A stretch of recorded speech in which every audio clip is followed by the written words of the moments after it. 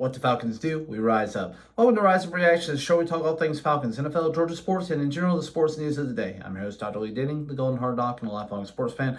Coming back to you with Week 11 picks. Last week did not do particularly well. Still had a winning record, 8-6. That puts me at a grand total of 97-55 on the season, 88th percentile. Not great. Been losing ground in the percentile game over the course of the last few weeks with some bolder predictions that have not panned out at all. Falcons losing to the Saints this past week was a gut punch, especially off of 3 missed field goals. One of those was blocked, but the other 2 were just flat out missed. We probably should have won that game. But, it's one that we're going to look back on and say, hey, this is one we wish we had back. But let's go ahead and jump into it. Thursday Night Football, we have the Washington Commanders at the Philadelphia Eagles. Now, Philadelphia is playing very good football. You have the Washington Commies coming off a tough loss against Pittsburgh very late in that game. They were winning for most of it. Washington just feels like a team that's not quite there yet. I think they're going to be a playoff team, but I don't know that they're going to win their division. My initial pick for the season was the Eagles to win the division, and the Eagles, in spite of Nick Sirianni, are finding ways to win games right now. Don't have a lot else to say. This should be a very good Thursday Night Football game. These are 2 teams that don't like each other very much. It's a divisional game, so I'm looking forward to that one tonight. So let me go ahead and get the Eagles, though, to win this one at home. Then we have the Green Bay Packers at the Chicago Bears. Chicago has been reeling for a couple of weeks now. They started out pretty hot, or started out crappy, had a midway hot streak, and now they've kind of had a couple of weeks of being bad again. I do think Green Bay overall is a better football team right now, even in spite of Jordan Love not playing his best football. I think, correct me if I'm wrong, but I think the Packers are coming off of a bye from this past week. If they're not, I think they won their last week. I got to go back and look real quick. Did the Packers play last week? I don't see that they did, so I'm pretty sure they're coming off of a bye. The Packers, I think, are a decent team right now. They're a playoff team or playoff caliber team from the NFC. Probably not going to win their division because I think it's the Lions to lose at this point, but they should be number 2 in the division. So give me the Green Bay Packers over the Chicago Bears. Then we go to the Jacksonville Jaguars at the Detroit Lions. Yeah, this is gonna be murder kitty on murder kitty, but one of those murder kitties looks pretty anemic right now. That would be the Jacksonville Jaguars. They are 2-8. There are going to be definite coaching changes after this season. There's going to be personnel changes after the season. Detroit Lions are on a roll. They are minus 1,000 for the odds, so you basically got to bet $1,000 to win 100. It's a 99% of America picking the Lions. That means this is probably the trap game of all trap games, but I just don't see a way at home in Detroit where the Lions lose this game. So give me the Lions. Then we have the Minnesota Vikings taking on the Tennessee Titans. Minnesota kind of reeling a little bit. They did get a win this past week. They're not playing their best football. Those days seem to be maybe behind them in the early part of the season, but they're still playing good overall football. Justin Jefferson's playing well. You've got Jordan Addison, who's up and down, and they get TJ Hawkinson, who's come back, who is going to take a little bit of time to get back into the rhythm. Sam Darnold playing competent football, just not great. He was looking really good in the early part, but now he's kind of regressed back to the mean. But the Tennessee Titans are just bad in all facets of the game. This is a game that I almost want to pick the Titans just because they are in Tennessee. I do think, though, that the Vikings are a better football team. And ultimately, I think talent's going to win out. Give me the Minnesota Vikings over, Tennessee Titans. And then we go to the Vegas Raiders at the Miami Dolphins. Miami finally getting a win, a good win over a Rams team that is not bad at this point in the season. The Miami Dolphins, now that they have their full complement of weapons again, is probably too little too late. I don't think playoffs are much in their eyesight right now. They still only have 6 losses, which you could see a world where they go 10-6 to end the year and find a way to make it as a wild card. That's about the only shot that they have at the playoffs, similar to another team on this list. But give me the Miami Dolphins over the Raiders. Raiders are just bad right now. They're thinking about playing Desmond Ridder. I know they're coming off of a bye, but who cares? They suck. They're terrible. If the Falcons lose to this team on Monday night when I'm out there, assuming it doesn't get flexed, I'm going to be incredibly pissed. But give me the Miami Dolphins with their full complement of weapons over the Raiders here. Then we have the Rams taking on the New England Patriots. New England is one of these weird sticky teams that has a good defense, and I don't really know what else to say about him. Drake May is still very much an unknown. I don't have a lot of faith in him as a quarterback. I do have faith in Stafford, Puka, and Cooper Kupp and Kyron Williams.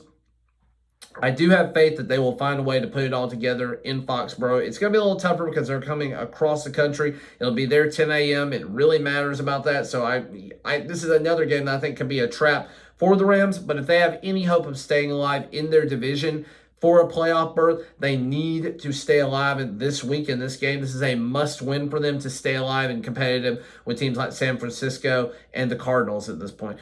Seattle looks like they're falling off. We're going to talk about them in just a minute, but I'm going to pick the Rams over the Patriots here. Then we go to the Cleveland Browns at the New Orleans Saints, and this is tank bowl of tank bowls. But New Orleans Saints, they got their one boost win off of having Dennis Allen fired, a guy who seems to have been universally hated in that locker room and hated in that building. They beat the Falcons. They probably shouldn't have beaten the Falcons, but I will give them credit where it's due. They played a good game overall. They did not shoot themselves in the foot when it mattered. The Falcons did do that a lot in that game. It's one that the Falcons probably are going to look back on and say, we should have beaten them. We were the better team. It just, didn't work out in our favor. We did some really stupid things. With that said, Cleveland Browns are bad. Jameis Winston looks like he did back in Tampa Bay. He throws just as many touchdowns as he does interceptions. They don't have any good weapons in Cleveland other than Nick Chubb, who is still coming back from injury, a major injury. I wish the best for Nick Chubb. I don't have high hopes for this franchise at this point. I think Cleveland's looking at being a bottom 10 team this year. Give me the New Orleans Saints in this one. They're gonna find a way to stay competitive. Stay competitive in the NFC South Division discussion. Then we're going to go to the Baltimore Ravens at the Pittsburgh Steelers, and this may be the best matchup of the 1 o'clock matchups. Baltimore Ravens and Pittsburgh Steelers are both 7-win teams. Whoever wins this game will be in first place in the division. Currently, that is the Steelers, but that's only because they've had a bye already, and the Baltimore Ravens have not had their bye. Ravens 7-3, Pittsburgh 7-2. I think these teams met earlier this season already. I wouldn't swear to that, but I think Pittsburgh won this game earlier in the year. This one, though, I do have the Baltimore Ravens winning. You're looking at Lamar Jackson, again, playing MVP caliber football overall. Derrick Henry, if they can get that run game going, it is incredible to see that a guy who's almost 30 years old is leading the league in rushing, is on pace to have one of his best seasons ever, and is still an absolute monster. If they get away from the run, that's a problem for them. They need to find a way to keep the run going. You do at least have Lamar Jackson, who's mobile, who's going to be able to get away from T.J. Watt a little bit better than other quarterbacks would. But you need to take T.J. Watt out of the game if at all possible and do more running than trying to pass the ball here. So give me the Baltimore Ravens over the Pittsburgh Steelers, who again, Russell Wilson playing good football, but I do think that this will be a high-flying matchup. I think that this is a game that probably both teams are going to have to score. Whoever scores 30 points in this game is going to win. That's just easy enough, but I don't know that 30 points are even going to get scored. I feel like this is going to be one of those sticky 20-17 matchups by the time it's all said and done. But if anybody gets over that 30 mark, they win this game instantly. Then we're going to go to the Colts at the Jets. The Colts still have playoff aspirations. They're still alive in their own division because the Houston Texans have not run away with it yet. The Jets. Oh boy, what do you even say about this team?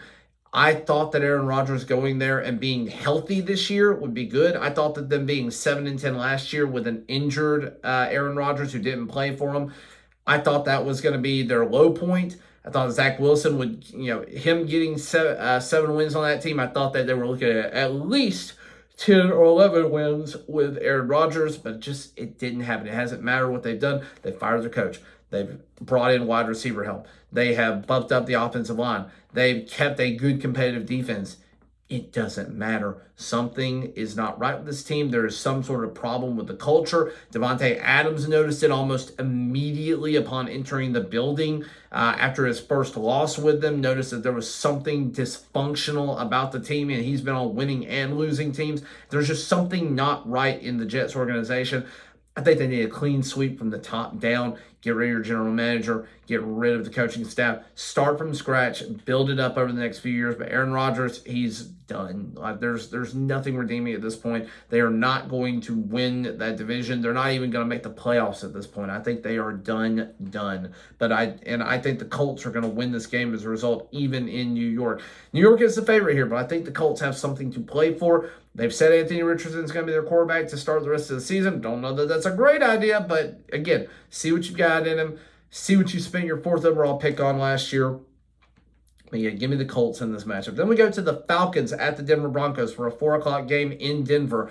Falcons, this is a game that initially I thought could be a trap game if we had come out of the Saints game with a win and we were 7-3 at that point in time. We're 6-4. This is a game that we pretty much have to win to put a little bit of distance between us and the Tampa Bay Buccaneers at this point. And really and truly, if the Saints come alive, we need to put some distance between us and the Saints as well.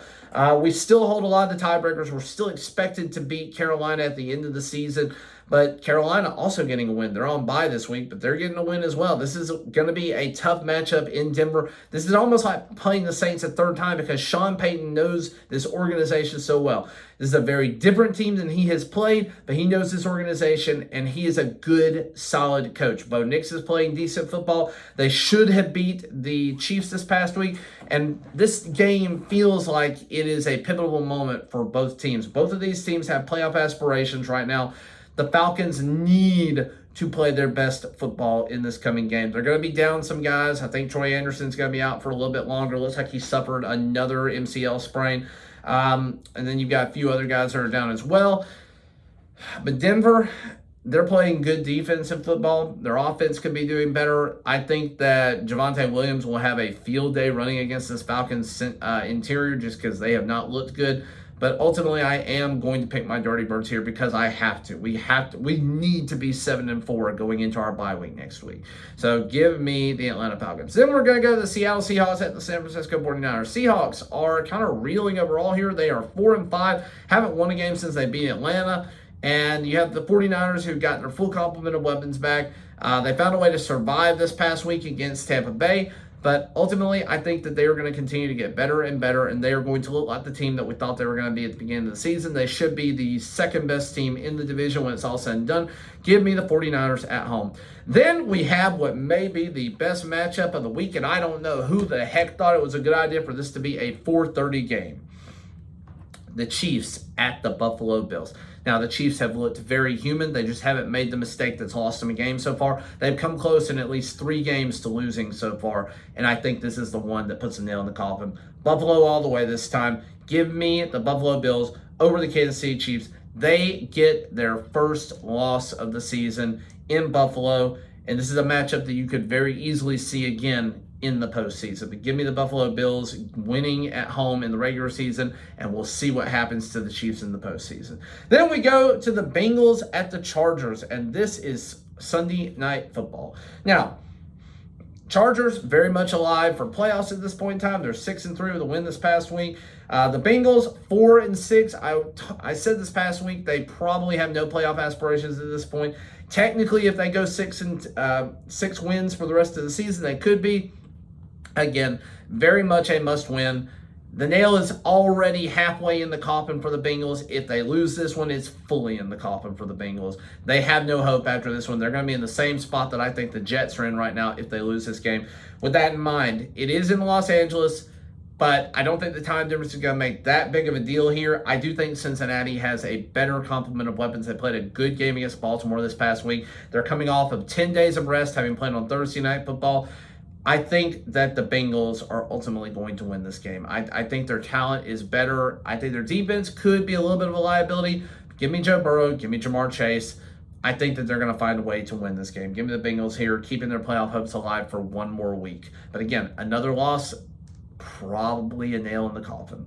Then we're going to go to the Houston Texans at the Dallas Cowboys. And I'm sure that the schedulers, when they were looking at this game, thinking Monday Night Football, they were probably thinking, oh, this is going to be a matchup between 2 winning teams, both of whom are playing for first place in their division. Yeah, Dallas ain't doing that. Dallas kind of sucks right now. They are 3-6. They don't have Dak Prescott. They should have a couple of their other weapons, but they are just, they're bad. There's no other way to say it, but Dallas is bad right now. Houston Texans are playing decent football overall. You do have a little bit of C.J. Stroud regression, but he's still playing like a top 10 quarterback in the league. And that tells you anything about how quarterback play in the league is looking this year. So give me the Strouds, the Texans, over the Dallas Cowboys. I don't think it's going to be particularly close. Dallas is going to have yet another loss in their stadium for the season, and the fans are going to continue to look for a game to be won in their home stadium. Thank you for watching, liking, sharing, and subscribing. It was a tough week for the Falcons. Let's hope we bounce back. I got nothing else for you guys. As always, rise up.